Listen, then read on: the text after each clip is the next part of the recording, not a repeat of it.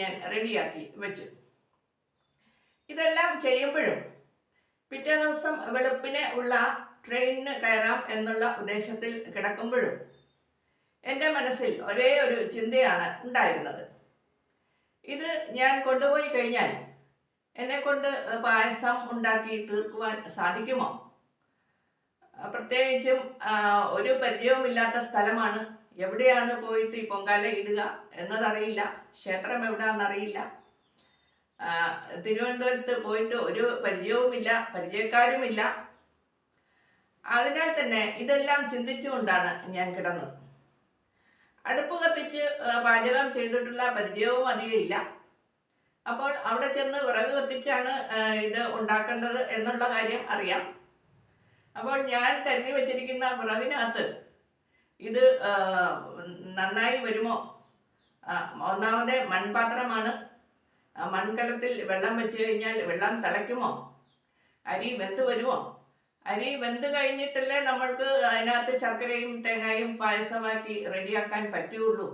ഇങ്ങനെ പലവിധ ചിന്തകളുമായി ഞാൻ കിടന്നുറങ്ങി. വെളുപ്പിന് ഉള്ള ബസ്സിന് ഇവിടുന്ന് പോയി തിരുവനന്തപുരത്തേക്കുള്ള ട്രെയിനുണ്ട് ബസ്സിന്. അങ്ങനെ തിരുവനന്തപുരത്തേക്കുള്ള ട്രെയിൻ കയറാൻ ബസ്സിൽ പോയി. എനിക്ക് ട്രെയിൻ കിട്ടി. ഞാൻ ട്രെയിനിൽ കയറി യാത്രയായി.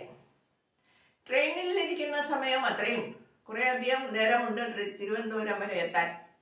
ഈ സമയം അത്രയും എൻ്റെ മനസ്സിലെ ചിന്ത ഇത് മാത്രമായിരുന്നു.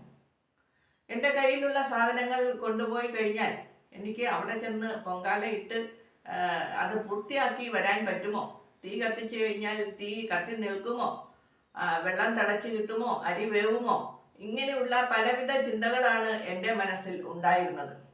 ഇത് തന്നെ ചിന്തിച്ച് ചിന്തിച്ച് ഞാൻ ട്രെയിനിനുള്ളിൽ ഇരുന്നു. തിരുവനന്തപുരം സ്റ്റേഷൻ അടുക്കാറായി.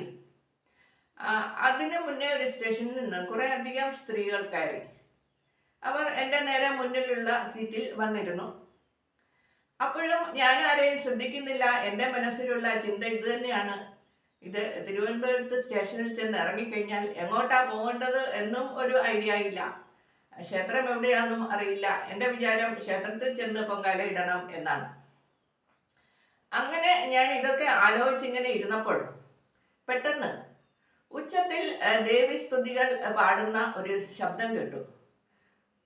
അത് ശ്രദ്ധിച്ച് ഞാൻ നോക്കിയപ്പോൾ എൻ്റെ മുന്നിൽ വന്നിരുന്ന സ്ത്രീകളുടെ